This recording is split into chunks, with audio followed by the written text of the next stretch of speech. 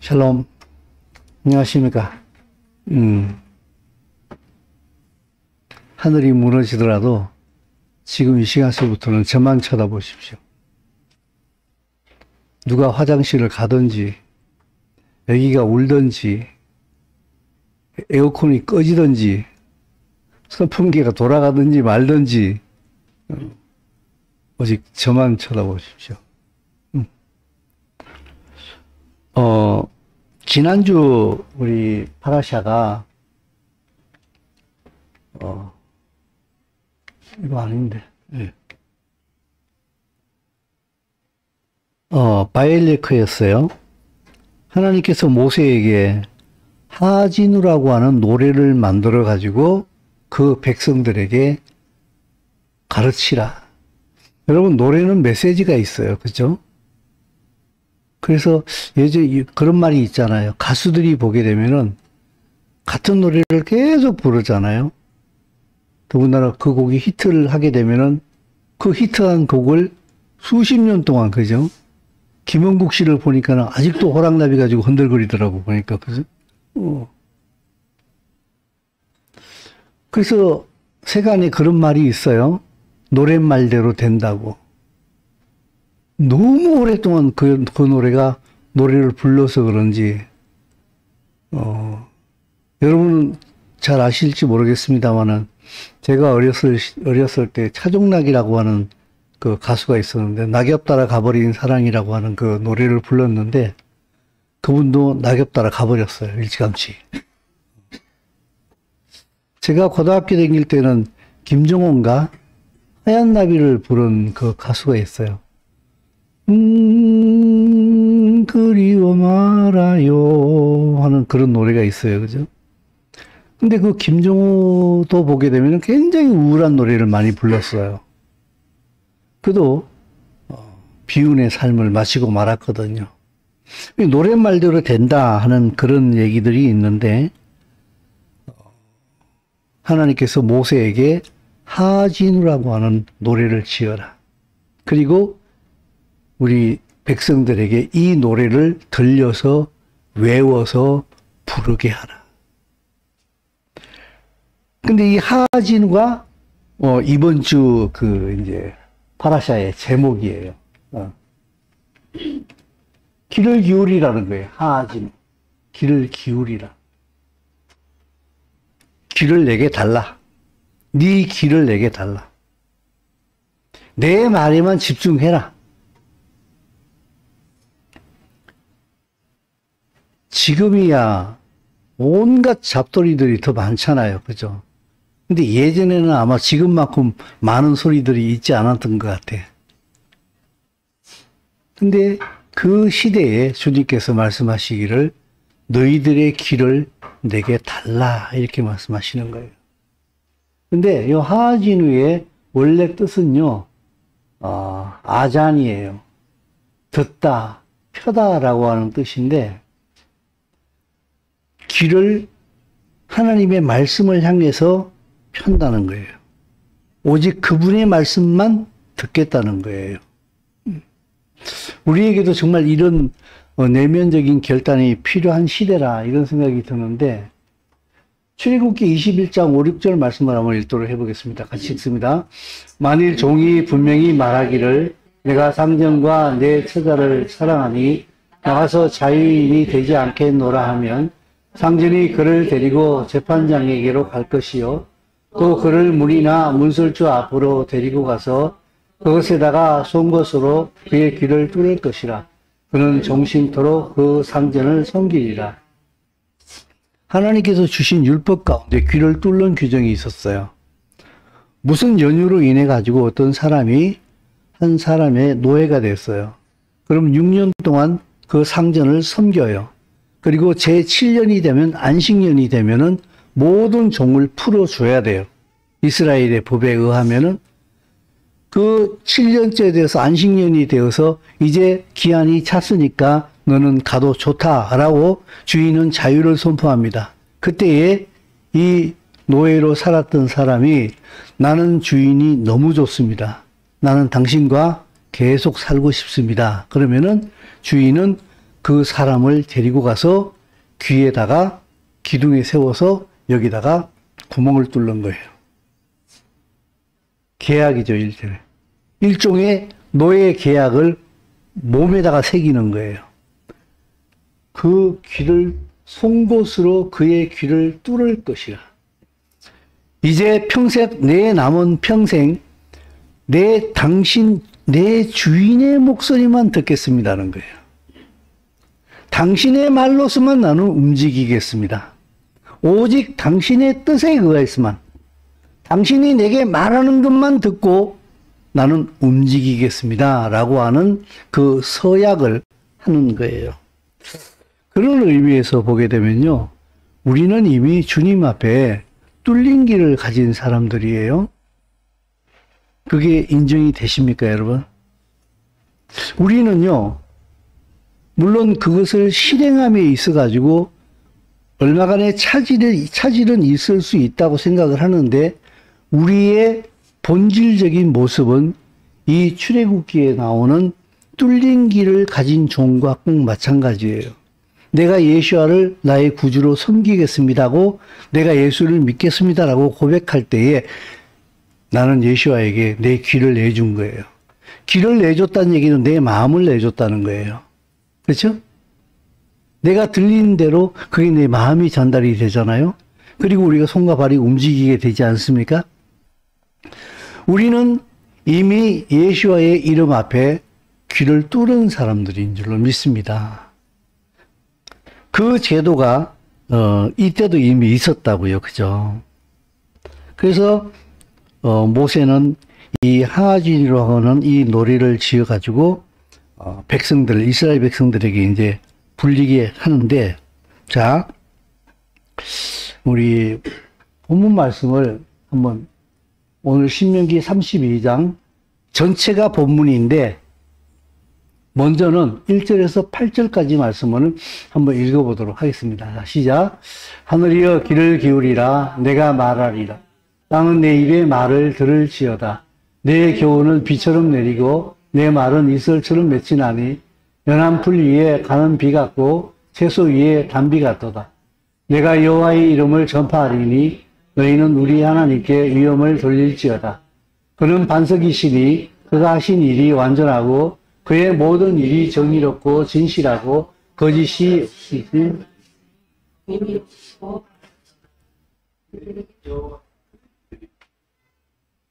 계속 읽으세요. 네.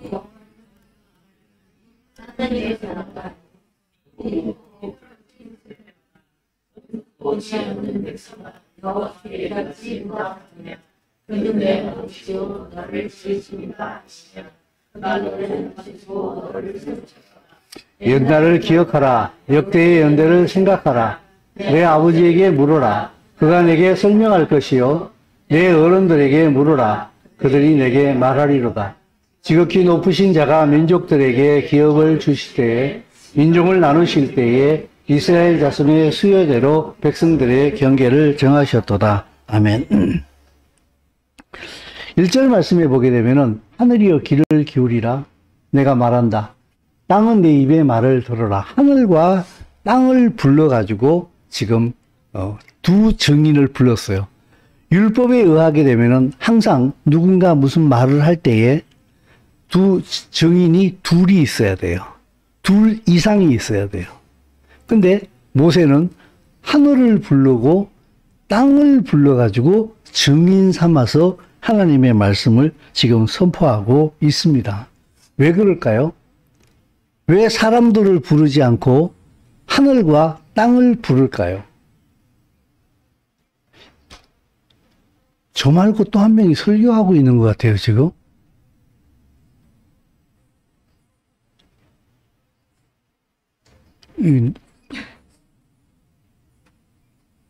바깥에서 들리는 거예요? 오케이, 통과. 하늘과 땅을 증인 삼아서 지금 하나님의 말씀을 선포하고 있어요. 저는 이게 왜 하늘과 땅을 증인을 삼았을까? 저 혼자 꽤 오랫동안 묵상을 했어요.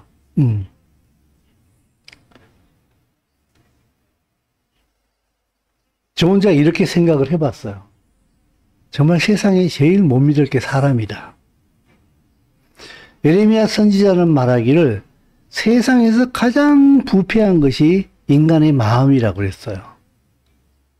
사람이 타락함으로 인해 가지고 자연도 영향을 받을 수밖에 없습니다만은 그래도 자연은 그 상태를 그대로 유지하고 있거든요. 타락한 인간으로 인해 가지고 하늘과 땅이 영향을 받는 건 환경 오염을 시킨다든지 그죠? 뭐 여러 가지 영향을 미치게 만드는 건 사실입니다만은 근데 이 하늘과 땅 사이에 누가 살고 있는가 하면은 바로 사람이 살고 있어요. 하늘과 땅 안에 있는 이 인간들을 누가 바라보고 있는가 하면은 하늘이 바라보고 있고 땅이 받치고 있어요. 그래서 이들은요, 때때로 하나님께서 창조하신 피조물 가운데 최고 가장 으뜸의 피조물이 인간입니다. 인간인데 이 인간들을 통솔하시고 이 인간들에게 하나님의 뜻을 보여주는 도구로서 때때로 하늘이 사용되어지고 땅이 사용되어져요. 그래서 하나님께서는 그 가나안 땅에 너희들이 들어가서 내 말에 순종하지 아니하면은 땅이 너희를 어떻게 한다고요? 뭐라고요? 토해낸다 그랬어요. 땅이 너희를 토해버린다. 그 말은 굉장히 시적인 표현인데 그 말은 그 땅에 살지 못하고 쫓겨나간다는 뜻이에요. 주권을 잃는다는 뜻이에요. 땅을 잃는다는 얘기는. 하늘은 때로 시기에 적절한 비와 햇빛을 내림으로 인하여서 땅에 있는 인간들에게 많은 먹거리를 제공합니다. 그죠? 하늘이 비를 내리면은 땅이 그것을 받아서 먹을 소산을 내리지 않습니까? 그죠? 그러나 또 인간이 범죄했을 때에 성경은 표현하기를 하나님께서 하늘을 닫는다고 표현을 합니다.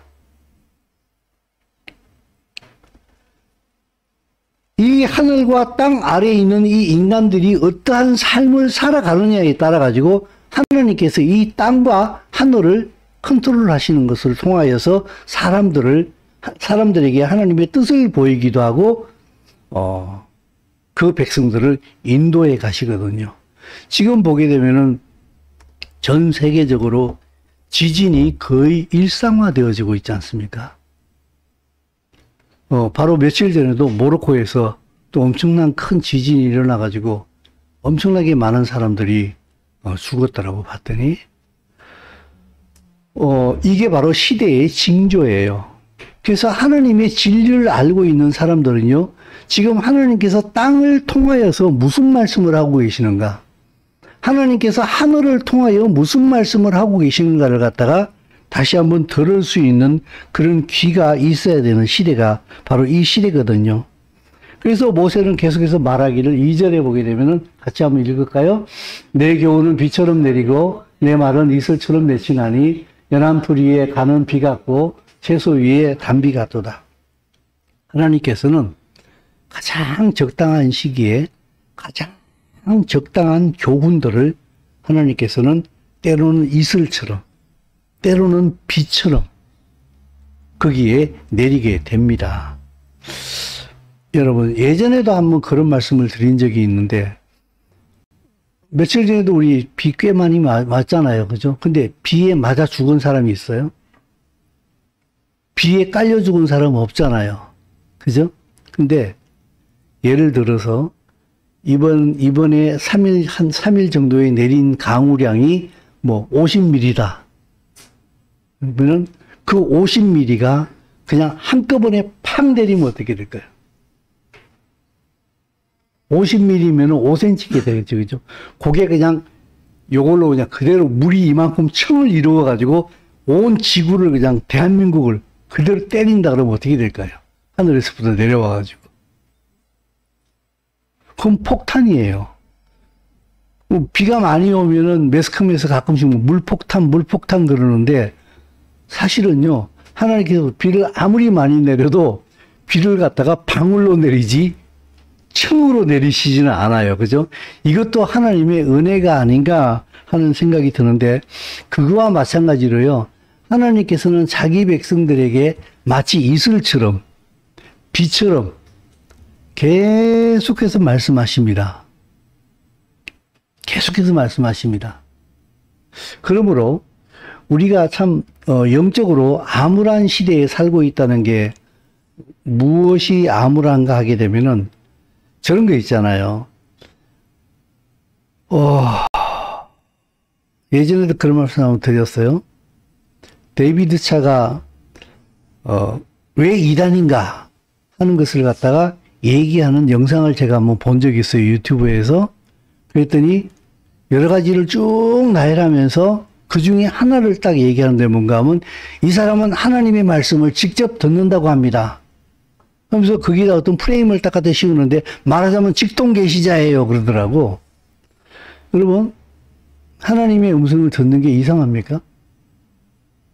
근데 하나님의 음성을 들으면 이단 취급을 받는 시대가 지금 이 시대예요. 왜냐하면요, 하나님의 말씀을 듣지 못하는 게 너무 보편적이다 보니까 다 못 듣는 거예요. 근데 누군가 듣는다 그러게 되면은 그건 아주 이상한 사람을 취급하는 거예요. 이만큼 우리가 예수와를 믿는다고 하면서도, 예수를 믿는다고 하면서도 그의 신앙의 수준이 형편없는 지경으로 보편화되어져 있어요. 예전에는 제가 이걸 갖다가 보편적 저질성이라고 내가 늘 표현을 하곤 했었는데, 요새는 이제 이 표현을 잘 안 쓰긴 합니다만, 영적으로 아주 보편적으로 굉장히 수준이 낮아요. 그러다 보니까 누군가가 좀 하나님의 음성을 듣는다, 그분과 동행한다, 그분과 교제한다 이러면은 저 이상한 사람 아니야? 지금도 하나님께서는 우리에게 시와 때를 따라서 지속적으로 말씀하고 계십니다. 못 듣는 내가 잘못이지, 듣는 사람을 잘못했다라고 얘기하게 되면은 안 되는 거예요. 물론 그것을 하나님의 음성을 듣는다고 말하는 사람들 가운데 또 이상한 사람들도 있긴 있어요. 틀림없이. 그런데 제가 알기는 그래요. 내 안에 진리의 성령이 계시면은요, 누군가가 내가 하나님의 음성을 듣는다, 이게 하나님이 하신 말씀이야, 이렇게 말하는데요, 내 속에 성령이 계시면은요, 그렇게 말하더라도 저게 거짓말인지 진짜인지 거의 98%는 알아요. 왜냐하면은 영이기 때문에 내 속에 계신 성령이 저 사람하고 같은 성령이면은요, 금방 그걸 알아차려요. 근데 그쪽 거짓 영이잖아요. 거짓 영이면은요, 그게 안 받아들여져요. 굉장히 불편해져요. 지금도 말씀하시는 주님이신 줄로 믿습니다. 그러므로 여러분, 길을 잃지 않기를 원한다면은 지속적으로 주의 말씀에 귀를 기울여야 됩니다. 그 주의 말씀을 듣는 사람들은요, 여호와의 이름을 알아요. 3절 시작. 내가 여호와의 이름을 전파하리니. 아멘. 여기에 보니까는요, 여호와의 이름이 구약 성경에 총 나타나는 게 한 18가지가 되더라고요. 그죠? 여러분 가장 잘 아는 대로 여호와 이레, 라파, 니시, 샬롬, 삼마 이런 거 많이 알지 않습니까? 근데 여러분, 이 하나님께서 살아계시고 여호와께서 준비하신다, 이걸 우리가 가장 많이 하잖아요. 여호와 이레, 뭐 세우시네, 여호와 이레, 뭐 그 있잖아요. 그죠? 아브라함이 모리아 산에 가서 이삭을 제물로 드릴 때에 순종함으로, 그때 하나님께서 그 순종함으로 이삭을 하나님 앞에 제물로 드리려고 칼날을 내리칠 때에 하나님께서 스톱하시잖아. 그리고 양을 따로 제물로 준비하시잖아요. 그죠? 예전에 한번 제가 여러분에게 간증한 기억이 있는데, 난 여호와 이레라고 하게 되면은 내 일생에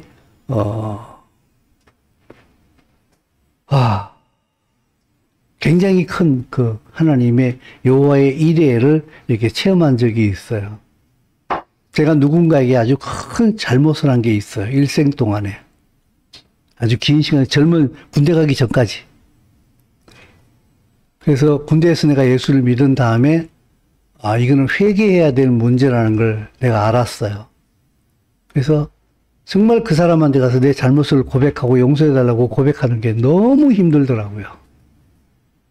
근데 지속적으로 성령님이 하라고 말씀하시는 거예요. 정말 오랫동안 버텼어요. 몇 달은 버텼어요.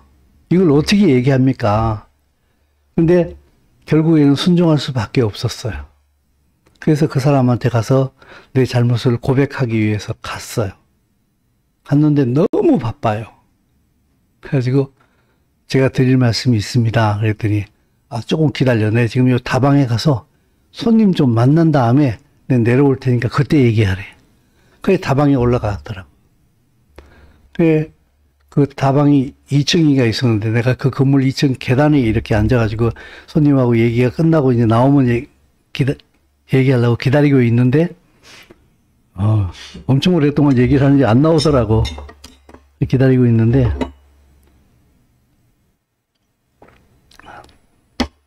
그때 하나님께서 계단에 앉아있는 저한테 나타나셨어요. 뭐라고 말씀하시는가 하게 되면은 됐다. 집에 가라. 됐다. 집에 가라. 그때 이 아브라함이 모리아산에서 이삭을 드리는 그 장면을 저에게 내 마음속에 탁 심겨주시더라고요. 너는 아브라함이 자기 아들을 순종함으로 그 목에다가 칼을 이미 댔던 것처럼 너는 이미 나에게 순종했다. 됐다 이제 가라 그러시다. 그래가지고 그때요 2층 계단을 바람처럼 날라서 튀어서 집으로 왔습니다. 그때 그 이후로 거기에 대한 죄책감은 1도 없어요. 하나님 앞에서 완전히 하나님께서 싹 지워버리시더라고요. 하나님께서는요, 이 여호와 이레, 라파, 니시, 샬롬, 로이, 삼마, 치두케누 이 모든 하나님의 이름은요, 이스라엘 백성하고 연관되어진 말씀이에요. 하나님께서 자기 백성 이스라엘에게 어떻게 나타나셨는가? 어떤 상황에서 어떤 일을 하셨는가예요. 그러므로 여러분, 원천적으로는요, 우리가 하나님을 만날 때에 그 하나님은 이스라엘이 경험한 그 하나님을 우리가 만나는 거예요. 그래서 이스라엘을 올바로 알지 않게 되면은 이스라엘의 우리와 어떤 관계가 되고 이스라엘이 하나님과 어떤 관계인가를 올바로 인정하지 않게 되면은 우리는 하나님의 모습을 올바로 알 수가 없어요. 우리가 이스라엘을 올바로 인정하고 하나님과 이스라엘의 관계를 올바로 알게 될 때에 비로소 하나님이 누구이신가가 선명하게 보이기 시작을 해요. 이스라엘을 바로 알면은 예수아가 누구인지 다시 보여요. 이스라엘을 올바로 알게 되면은 예수아가 이스라엘의 왕이라는 사실을 알게 돼요. 근데 우리는 찬송가에서 성탄절 때 이스라엘 왕이 나셨네 이렇게 부르잖아요. 그죠? 몇 년씩 불렀습니까? 수십 년씩 불렀죠. 그죠? 그렇게 불러놓고서도 이스라엘의 왕으로 오신 예수와의 의미를 몰랐어요. 저 역시. 근데 이스라엘이 하나님과 어떤 관계인가를 딱 알고 나니까 예수와가 이스라엘의 왕으로 오셨다는 사실을 바로 알게 돼요. 그때에 비로소 나는 이방인으로서 어떤 포지션에 서야 되는가가 이게 선명하게 드러나기 시작을 하는 거예요, 여러분. 그걸 갖다가 조금 다른 면으로 부족합니다만은 설명을 해보게 되면은 이래요. 제가 부목사를 하고 있을 때에 늘 그런 생각을 했어요. 우리 담임 목사님은 정말 마음에 안 드는 게 있어. 저 사람 왜 저래? 이런 생각들을 되게 많이 했거든요. 근데 부목사 때는요, 죽었다 깨나도 모르는 게 있어요. 그래서 우리 담임 목사님이 예전에 툭하면 이런 얘기 했어요. 부목사는 목사가 아니야. 그러니까 그 부자가요, 두 번째를 의미하는 부자 아닙니까? 그죠? 근데 그 목사님은 장난 삼아서 아니 불자 목사로 얘기하는 거예요. 목사가 아니야. 근데 제가 이제 담임 목회를 한 게 이제 이 망우제일교회를 와서 이제 담임 목회를 한 배 보면서 느낀 게 뭔가 하면은 진짜 부목사는 목사가 아니구나. 그런 생각을 되게 많이 했어요. 그때 당시 이제 우리 동서도 그 부목사를 하고 있었는데 제가 담임 목사가 된 다음에 우리 동서 목사님한테 그런 얘기 했어요. 너 목사라고 얘기하지 마. 너 목사 아니야. 형님, 왜 내가 목사가 아니에요? 저 목사예요. 너 목사 아니라니까? 너 나중에 네가 담임 목사를 해보게 되면은 부목사는 목사가 아니다는 거 그때 아마 알게 될 거야. 근데 우리가 이게 가끔씩 그렇게 농담을 하고 그랬는데, 정말 그 자리에 가야만이 그걸 알 수 있는 게 있어요. 근데 사실은요, 이스라엘을 알아야만이 예수와를 알게 되고, 예수와를 올바로 알 때에 이스라엘을 알게 된다는 요구하고는 좀 얘기가 조금 다른 차원이긴 한데, 그냥 제가 어거지로 한번 설명을 드려보는 거예요. 어저께 감기가 오랫동안 안 떨어져가지고, 그냥 어쩔 수 없이 이비인후과를 갔어요. 갔는데, 요새 감기가 유행인지 얼마나 사람들이 많은지. 근데 우리 앞에 한 여자 손님이 왔는데 애가 셋이야. 이 막내 애를 이제 감기가 걸려서 온 것 같아요. 내가 보니까 한 돌 조금 지난 나무 한 돌빼기쯤 되는 것 같아. 그런데 누나가 하나 있고 너 남동생이 하나 있어. 근데 배가 이만해. 그 애를 배 위에다 얹어놓은 게 임신 중이야, 지금. 내가 보니까 거의 뭐 터질 듯이 나와 있더라고. 이제 곧 만삭이야. 이제 곧 나을 것 같아. 그러니까 뱃속에 있는 애까지 넷이에요. 그 애들을 데리고 병원에서 그냥 애 진료하느라고 땀을 뻘뻘 흘리고 있는 거야. 근데 막 그 애는 막 울고 불고 난리가 났어. 주사 맞기 싫다고 막 울고 그러는데. 제가 애들을 별로 좋아하질 않아요. 제 성향이, 솔직히 말해서. 그래서 애가 어디 가서 울고 그러면 그 소리 되게 듣기 싫어하고 막 좀 짜증내고 그랬거든요. 근데 손주가 둘이 갑자기 생기고 났더니요. 우리 딸들이 애들을 키우는데 이렇게, 하는 모습들을 내가 이렇게 보고 저도 어느 일정 부분 조금씩은 육아에 이렇게 참여할 수밖에 없는 일들을 내가 이렇게 보면서 내가 어느 틈엔가 그 애가 막 울고 있는데 마주보고 앉아가지고 반은 이렇게 미소를 지으면서 그 애, 우는 애를 이렇게 쳐다보면서 그 아줌마를 내가 이해한다는 표정으로 아주머니 얼마나 힘드십니까? 애 키우기 참 힘들지요? 이런 눈으로 내가 그 아이랑 그 아주머니를 내가 쳐다보고 있더라고. 그래서 내가 그 자리에 가지 않으면은 참 알 수 없는 게 있구나 하는 생각이 문득 들었어요. 여호와의 이름은요, 이스라엘이 가장 먼저 체험한 거예요. 그래서 우리가 그 이스라엘에 접붙여지게 될 때에 여호와 라파, 여호와 삼마, 여호와 이레, 여호와 니시 하는 그 의미가 우리에게 올바로 와 닿을 수 있는 줄로 믿습니다.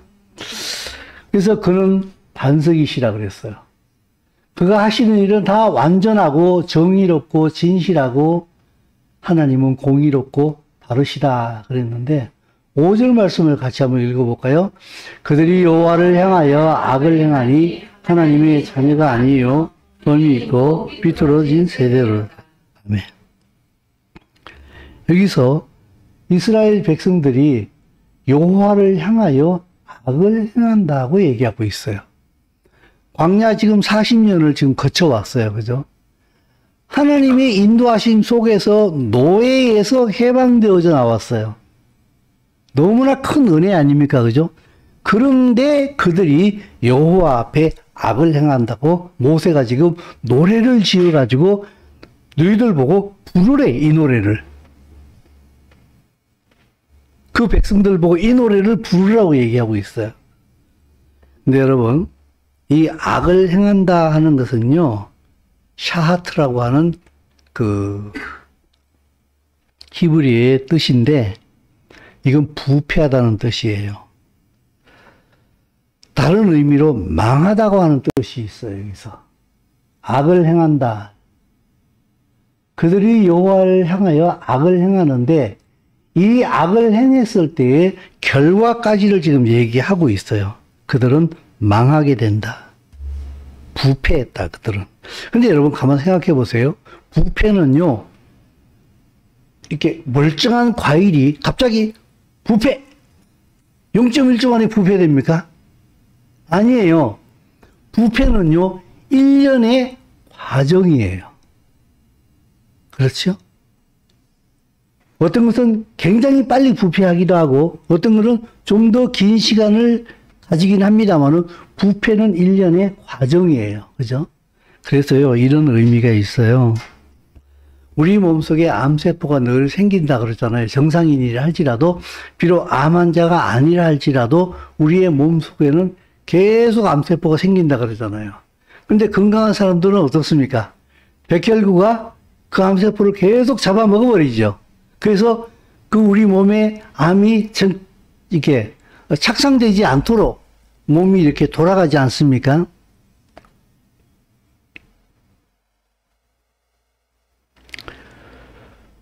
진리를 가지고 있는 주의 백성들에게도 비진리가 계속 귀로 들어옵니다.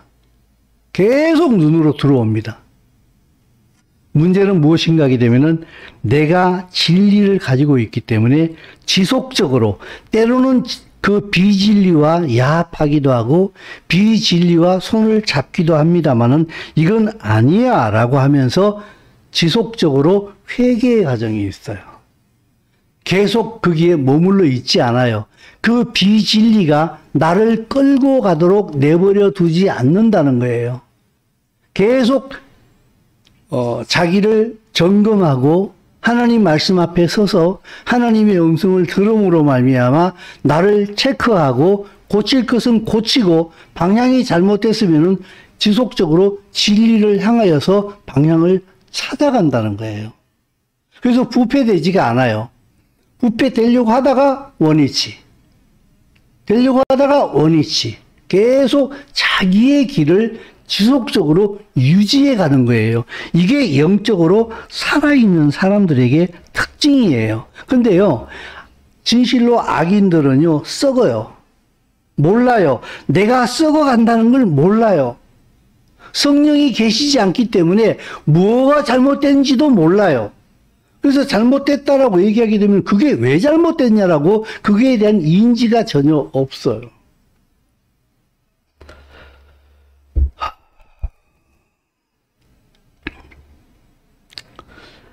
그래서 모세는 계속해서 얘기합니다. 6절 말씀, 7절 말씀 같이 읽어볼까요? 어리석고 지혜 없는 백성아, 여호와께 이같이 보답하느냐? 너는 내 아버지시요 너를 지으신 이가 아니시냐? 그가 너를 만드시고 너를 세우셨도다. 옛날을 기억하라. 역대의 연대를 생각하라. 내 아버지에게 물어라. 그가 내게 설명할 것이요 내 어른들에게 물으라. 그들이 내게 말하리로다. 아멘. 여러분, 우리가 오늘이라고 하는 이 삶을 살아갈 때에 문제가 생길 수 있거든요. 근데 모세는 뭐라고 얘기하고 있는가 하게 되면은 너희들을 지으신 이가 누구인가를 먼저 생각해보라. 여러분, 굉장히 중요한 게 이겁니다. 삶에서 무언가 혼선이 빚어지게 되고 내가 어떤 중요한 문제를 선택해야 될 때에 가장 중요한 건 뭔가 하면 여기서 내가 어떤 걸 선택해야지 내가 금전적으로 이익을 낼 수 있느냐, 뭘 선택해야지 내 자존심을 지킬 수 있느냐, 뭘 선택해야지 내가 기분이 좋을 수 있느냐. 물론 어떤 문제는 그것을 봐서 선택을 해야 될 때가 있어요. 근데 인생에서 대부분의 많은 문제들은요, 내가 누구인가가 중요한 거예요. 내가 누구인가가 중요한 거예요. 갑론을박 말이 굉장히 많이 있습니다만, 요번에 봤더니 뭡니까? 김자진 장군이 어떻고, 홍범도 장군이 어떻고, 정률성이 어떻고, 그게 북한이랑 연관되어졌다, 중국이랑 연관되어졌다 해가지고 지금 계속 그거 가지고 잡음이 많잖아요. 그죠? 결국 내가 어떤 정체성을 가지고 있느냐에 따라서 그걸 볼 수밖에 없고 그걸 결정 내릴 수밖에 없는 거예요. 내가 인생을 살아가면서 어떤 중요한 문제를 결정을 내릴 때에 첫 번째 당신이 잊지 말아야 될 것이 무엇인가 하게 되면 당신의 아버지가 하나님이란 사실입니다. 내가 하나님의 백성이면은, 하나님이 내 아버지이시면은, 내가 하나님의 자녀이면은 그 자녀답게 결정을 내릴 수 있어야 한다는 거예요. 또 그것과 마찬가지로 결정을 내려야 할 때에 이렇게 얘기합니다. 옛날을 기억하라. 역대의 연대를 생각하라. 내 아버지에게 물어라. 그가 설명할 것이요. 내 어른들에게 물어라. 그가 내게 말하리로다. 역사를 보고 배워야 하고요. 부모를 보고 배워야 돼요. 그리고 부모는 가르칠 수 있어야 돼요. 이 일에 대하여서. 이렇게 하면은 돈을 벌 수 있다. 그것이 아니라 이것이 진리의 길이다. 이것이 하나님의 백성의 길이다. 심지어 아픈 상처가 있다 할지라도 나는 그렇게 못 살아서 실패했어. 그러나 적어도 나는 그렇게 살지는 않아야 된다라고 생각을 해. 라고 자녀들에게 하나님의 말씀을 바탕으로 해서 하나님과의 관계 안에서 자녀들에게 가르칠 수 있어야 돼요. 이것이 부모가 하나님 앞에 준비되어져야 돼요. 이거는요. 정말 아주 중요한 문제거든요. 근데 부모들도 보게 되면은 자녀들에게 영적으로 가르쳐야 한다는 사실에 대하여서 이 부모들이 인지하고 있지 못하고 있는 그리스도인들이 너무나 많이 있는 것 같아요. 그리고 자녀들도 보게 되면은 부모들에게 대하여서 별로 물어보고 싶은 게 없어요. 신앙적으로는 더 물어보고 싶은 게 없어요. 그래서 세대 간에 단절이 되고 있거든요. 내 삶 속에, 부모의 삶 속에 하나님과의 관계 속에서 간증이 있어야 돼요. 간증이 있어야 된다는 얘기는 무슨 말인가 하게 되면 하나님과의 관계가 있어야 된다는 거예요. 그래야지 자녀들에게 할 말이 있어요. 그때는 이렇게 해야 되는 거야. 그때 내가 어떻게 하는지 너 봤잖니? 그때 엄마가 어떻게 하는지 봤잖니? 그때 아빠가 어떻게 하는지 너 봤잖니? 그러므로 너희도 그렇게 살아야 되는 거야 라고 말할 수 있어야 돼요. 저는 이 부분에 있어 가지고요, 정말 그리스도인 부모들이 다 그런 건 아닙니다만은 정말 너무 준비가 안 돼 있다. 그리고 거기에 대해서 심각성을 전혀 못 느끼고 있다 하는 부분에 대하여서 정말 회개해야 될 부분이 아니겠는가 하는 그런 생각을 많이 합니다.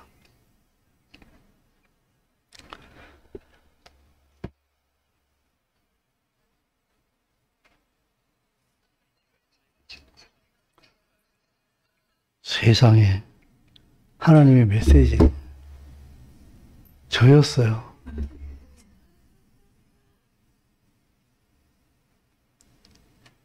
이게 사람이 정말 지 눈에 있는 들보는 못 보고 남의 눈에 있는 티끌을 빼겠다고 덤빌, 아니 내 핸드폰에서 그 소리가 나고 있는데 나 말고 또 누가 설교하냐고 지금. 세상에 하나님의 메시지입니다. 니나 정신 차려라 이놈아. 니나 정신 차려라 이놈아. 하나님께서 자기 백성들을 지속적으로 하나님이 자신이 인도하시기도 합니다마는 그 부모를 통하여서 인도하고 있다. 그러므로 사랑하는 성도 여러분, 우리가 부모잖아요. 정말 하나님 앞에서 자녀를 향해서 책임적 존재가 돼야 돼요. 자녀는 분명히 내 소유물이 아니에요, 여러분. 내가 시키고 싶은 걸 시키려고 몸부림치지 마십시오. 하나님 앞에서 그 자녀가 어디에 부르심을 받았는가를 갖다가 알아가지고 그것을 자녀들에게 알려주는 게, 발견하도록 도와주는 게 부모가 해야 할 일이에요. 그래서 그가 하나님의 길을 걸어갈 수 있도록 만들어야 돼요. 근데 내가 공부 못했다고 해서 너는 박사 돼야 돼. 내가 부자 되지 못했다 그래가지고 넌 돈 벌어야 돼. 너는 그렇게 하면 안 돼. 하면서 자기가 성취하지 못한 것을 자녀들을 통해서 대리로 만족을 느끼려고 하는 이런 일들은 정말 조심해야 됩니다. 그러기 위해서 부모가 하나님 앞에 늘 깨어 있어야 됩니다. 그리고요, 정말 부탁하고 싶은 것은요, 애들이 어렸을 때에 기회를 놓치지 마십시오. 애들이 어렸을 때 기회를 놓치지 말라고. 그때 돈 벌어야 된다, 뭐 해야 된다, 뭐 해야 된다고 자식들 내버려놓고 돌아다니다가 나중에 그 애들이 테레비 보고 크고 학원 가서 선생님들한테 의해서 키워지게 되고 친구들에 의해서 키워지게 되고 다 키워진 다음에 나중에 부모에게 말을 안 듣잖아요. 그러면 저놈의 새끼는 왜 내 말 안 듣냐고 부모는 또 길길이 날뛰잖아요. 그죠? 정말 조심해야 됩니다. 아이들일 때에 가르쳐야 돼요. 그래서 잠언에서도 보게 되면은 어렸을 때 가르치라 그러잖아요. 그죠? 이 시기를 놓치지 말았으면 좋겠어요. 그리고 그 어렸을 때 시기를 놓쳤잖아요. 저는 두 번째 시기가 있다고 생각을 해요. 그게 뭔가 하면 결혼하기 전까지예요. 그래도 내 품 안에 있을 때, 내 집에 있을 때에 그 기회를 놓치지 마세요. 근데 그때는요, 어렸을 때는 말을 통해서 가르치거든요. 근데 크고 나면은 말이 안 통해요. 당신이나 잘하세요. 이렇게 덤비거든요. 이 두 번째 기회는 훨씬 더 어려워요. 만들어내기가. 어떻게 살아야 할까요? 어떻게 해야 할까요? 말하지 마세요. 말하면 욕먹어요. 애들한테. 이제는 어떻게 해야 되느냐? 살아야 돼요. 부모가 살아야 돼요. 하나님의 말씀에 의해서 죽고 사는, 하나님의 말씀에 목숨 걸고 살아가는 그 모습을 보여줘야 돼요, 자녀들에게. 그러면은 그 자녀들이 올바르게 돌아올 줄로 믿습니다. 8절 말씀, 시작. 지극히 높으신 자가 민족들에게 기업을 민족을 나누실 때에 이스라엘 자손의 수요대로 백성의 일을 정하셨다. 이 말씀은요, 참 어려운 말씀이에요. 근데 제가 이 말씀을 한참 묵상을 하다 보니까 제가 지금 자료를 못 찾겠더라고. 너무 시간이 없어가지고. 근데요, 하나님께서 민족들을 나누실 때 70민족이었어요. 근데 이스라엘 백성들이 애굽으로 내려갈 때 몇 명이었죠?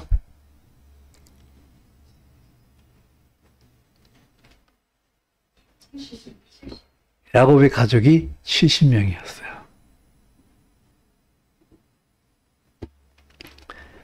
이 전 세상의 모든 민족들의 뿌리가 있는데요. 바로 이스라엘이에요. 이스라엘 백성의 수요대로 민족을 나눴어요, 먼저. 그리고 민족을 나누고 나라를 나누셨다고 했어요. 각 민족의 그 뿌리에 이스라엘이 들어가 있어요. 그 이스라엘은 하나님 앞에 그들을 담당해야 될 사명이 있고요. 자, 그래서 우리가 이 하나님의 말씀들을 쭉 이제 봐가면서 이게 52장까지는 도저히 넘어갈 방도가 없네. 짧게 한다고 해서 짧게 한다고 했는데, 자, 28절에서부터 31절까지 한번 보도록 하겠습니다. 자, 여러분, 이번에는 여러분 성경을 찾으시기 바랍니다. 신명기 32장 28절에서 31절까지. 자, 다 같이 읽습니다. 자, 시작. 그들은 모략이 없는 민족이라 그들 중에 분별력이 없도다. 만일 그들이 지혜가 있어 이것을 깨달았으면 자기들의 종말을 분별하였으리라. 그들의 반석이 그들을 팔지 아니하였고 여호와께서 그들을 내주지 아니하셨더라면 어찌 하나가 천을 쫓으며 둘이 만을 도망하게 하였으리요. 진실로 그들의 반석이 우리의 반석과 같이 아니하니 우리의 원수들이 스스로 판단하는도다. 이는 그들의 포도나무는 소돔의 포도나무요 고모라의 밭은 그들의 포도는 독이 든 포도이니 그 송이는 쓰며 뱀의 독이요 독사의 맹독이라. 아멘. 하나님께서 이스라엘 백성들을 지키지 않으시면은요, 이스라엘은 이스라엘이 될 수가 없어요.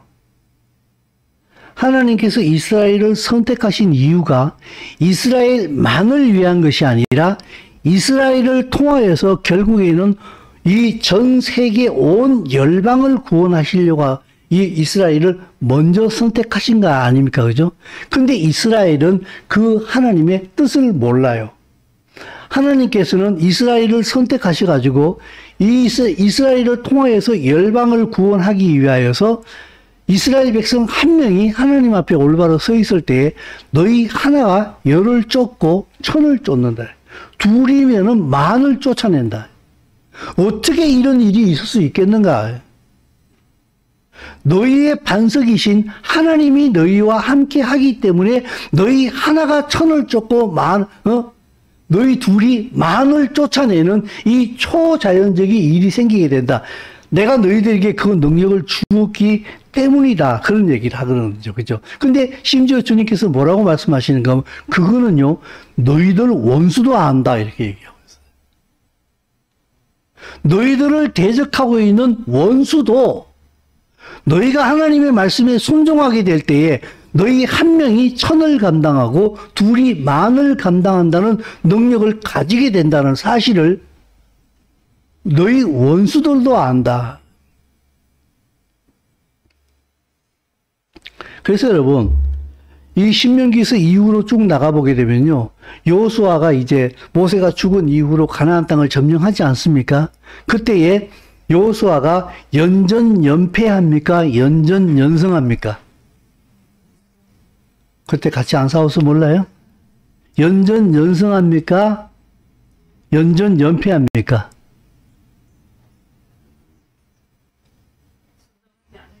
여러분 같이 좀 합시다. 갑자기 왜 이래요? 다들 연전연승이죠. 그죠?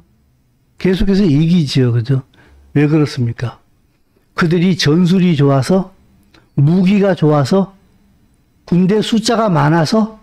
아니잖아요. 여리고성을 무너질 때에 소리질로 무너뜨렸잖아요. 그죠?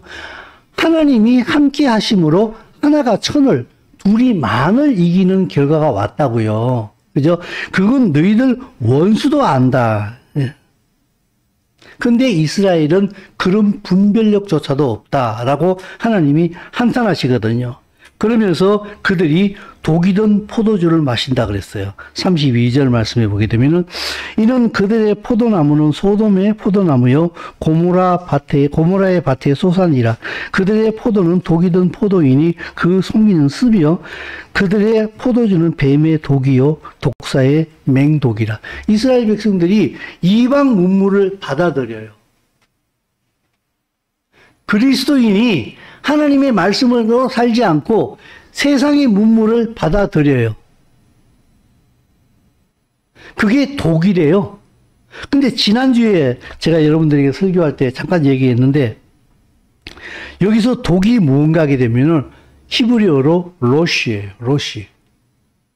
지금 이스라엘 유대적으로 따지게 되면 이제 새해가 됐어요. 로시 하샤나예요. 로시가 머리라는 뜻이에요. 첫 번째라는 뜻이에요. 새해가 로시 하샤나거든요. 독이요, 히브리어의 독이 로시예요. 머리라는 뜻이에요. 근데 여기서는 이 독이 히브리어 로시가 독으로 번역이 됐어요. 이게 무슨 말일까요? 하나님 앞에서요, 내가 머리가 되면요, 당신은 독의 잔을 마시는 거예요. 그런 의미예요. 하나님이 내 머리가 되지 않고 내가 내 인생의 머리가 되어버리면은 당신은 독이든 포도주를 마시는 인생을 살게 된다고요. 그게 망해요, 결국에는. 내가 내 인생의 머리가 되어질 때에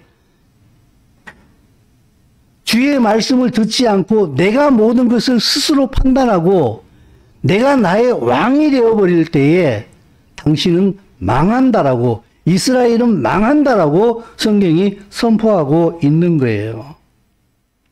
사랑하는 성도 여러분, 시간 관계상 52절까지 도저히 갈 수 없어서 여기서 끊고 이제 마지막으로 넘어가도록 하겠습니다. 정리하도록 하겠습니다. 마지막 44절에서 47절까지 말씀을 같이 한번 읽어보도록 하겠습니다. 자, 시작. 모세와 눈의 아들 호세아가 와서 이 노래의 모든 말씀을 백성에게 말하여 들리니라.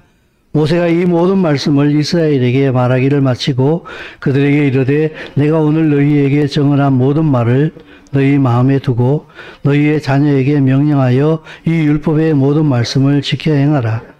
이는 너희에게 헛된 일이 아니라 너희의 생명이니 이 일로 말미암아 너희가 요단을 건너가 차지할 그 땅에서 너희의 날이 장구하리라. 47절 말씀을 제가 다시 한번 읽겠습니다. 이는 너희에게 헛된 일이 아니라 너희의 생명이니 이 일로 말미암아 너희가 요단을 건너가 차지할 그 땅에서 너희의 날이 장구하리라. 이 말씀은 오늘도 그대로 살아있는 줄로 믿습니다.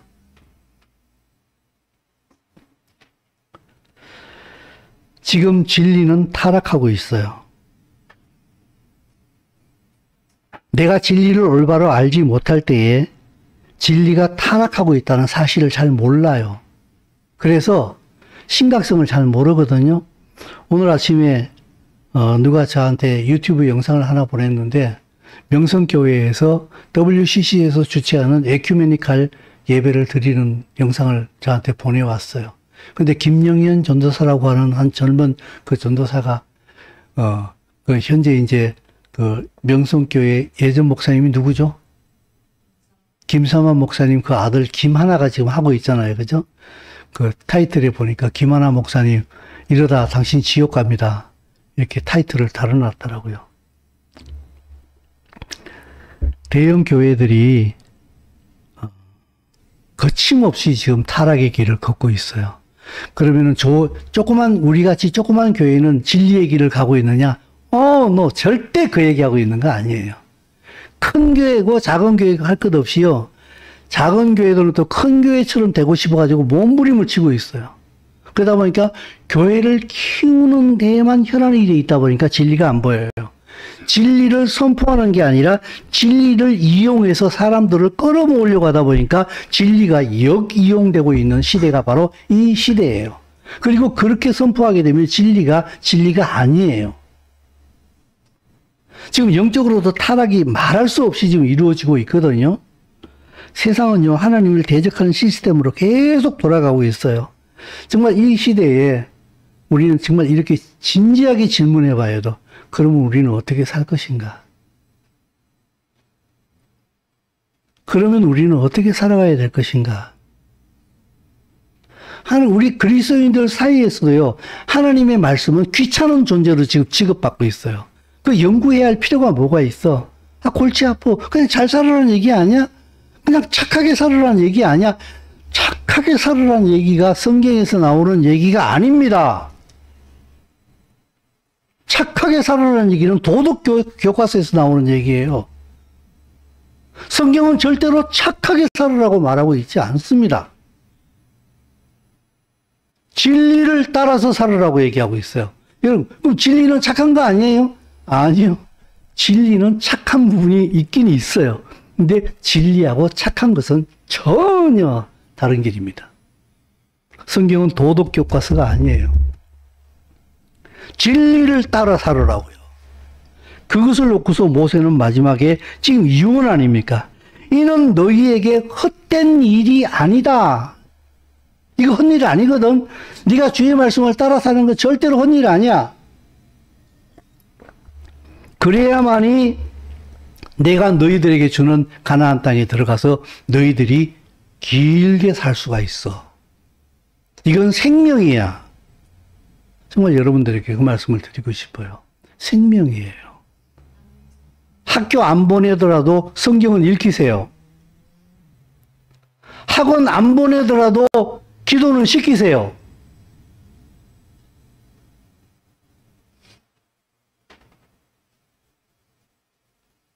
월급을 적게 받는 한이 있더라도 성경 보세요. 일을 줄이시고 기도하는 시간을 가지세요. 하나님 앞에. 그래야 당신은 이 시대에 살아남을 수가 있어요. 그리고 그 말씀을 순종할 수 있는 부분부터 순종하세요. 그러지 않고서요, 종교 생활을 통해서, 그래도 뭐 내가, 그래도, 진리의 날은요, 수술 칼보다도 더 예리합니다. 하나님 앞에 아닌 것은 그날에 가서 다 아니에요.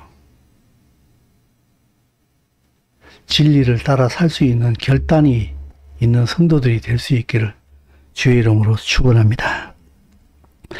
하나님 아버지, 진리를 따라 살려고 할 때에 우리에게 두려움이 있습니다마는 정말 본질적으로는 진리를 따라 살지 않는 그 삶 자체가 가장 위험한 삶이요, 무서운 삶이요, 두려운 삶이 될 수밖에 없다는 사실을 저희는 인지하고 있습니다. 두려움이 있다 할지라도 영원한 것을 우리에게 선물로 주시는 그 진리의 하나님을 바라보며 진리를 선택하게 하여 주시옵시고 그 진리를 열매를 먹을 수 있는 우리의 삶이 되게 하여 주시옵소서. 특히 이 젊은 청년들, 우리 교회 어린 아이들 예수와의 이름으로 축복합니다. 진리를 선택할 수 있는 용기가 있게 하여 주시옵시고 부모들을 예수와의 이름으로 축복합니다. 그 자녀들을 진리로 키워낼 수 있는, 그 자녀들 앞에 진리로 살아갈 수 있는 부모들이 될 수 있도록 축복하여 주시옵소서. 예수와의 이름으로 기도드리옵나이다. 아멘. 우리 찬송 드리면서 준비하시